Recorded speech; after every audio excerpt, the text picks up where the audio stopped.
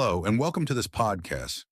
This podcast is for learning English through real-life topics. Here we don't use difficult words. We speak slowly and clearly.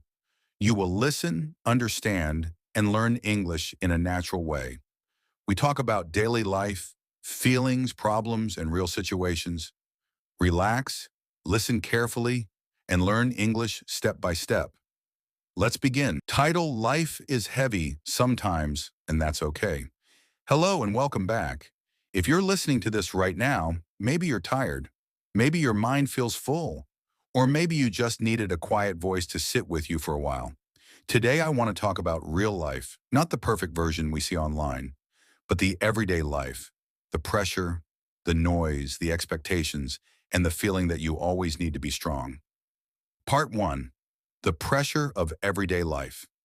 Life doesn't usually break us with one big moment. It's the small things, repeated every day. Waking up tired, having responsibilities you didn't ask for, trying to do your best while feeling like it's never enough. People say, just stay positive. But no one talks about how hard it is to stay positive when you're exhausted.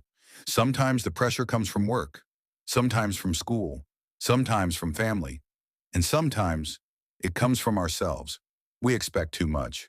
We compare too much. And we forget that we're human. Part 2. Feeling overwhelmed. Have you ever felt like your mind never stops talking? Even when you sit down to rest, your thoughts keep running. What if I fail? What if I'm behind?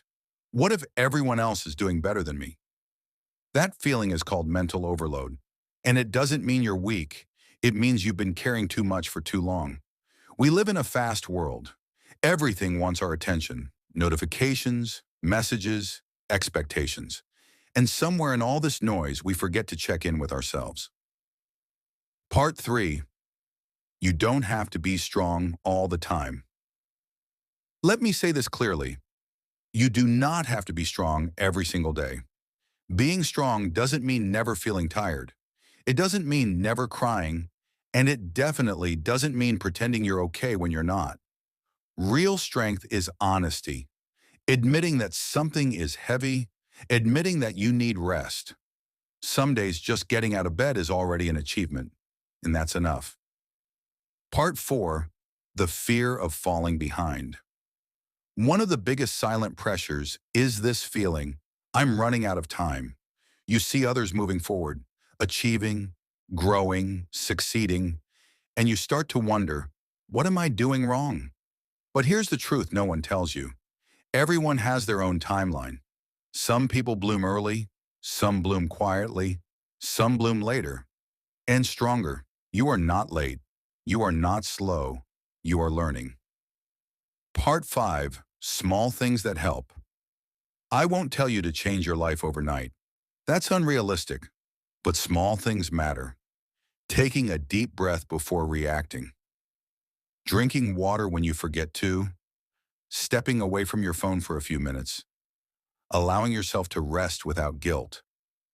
You don't need a perfect routine. You need kindness toward yourself. Healing doesn't happen in big dramatic moments. It happens quietly, slowly. Part 6. Talking about it matters. Holding everything inside is exhausting. You don't have to tell everyone, but telling someone helps. A friend, a family member, or even writing your thoughts down.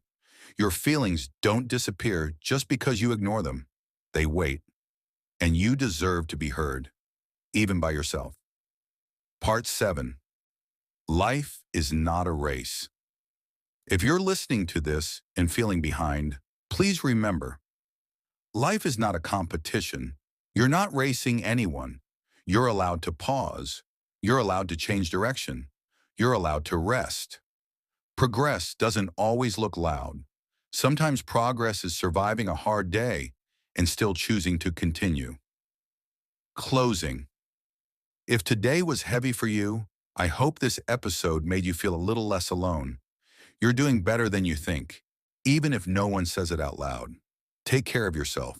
Slow down when you need to. And remember, it's okay to be human. Thank you for listening, and I'll see you next time.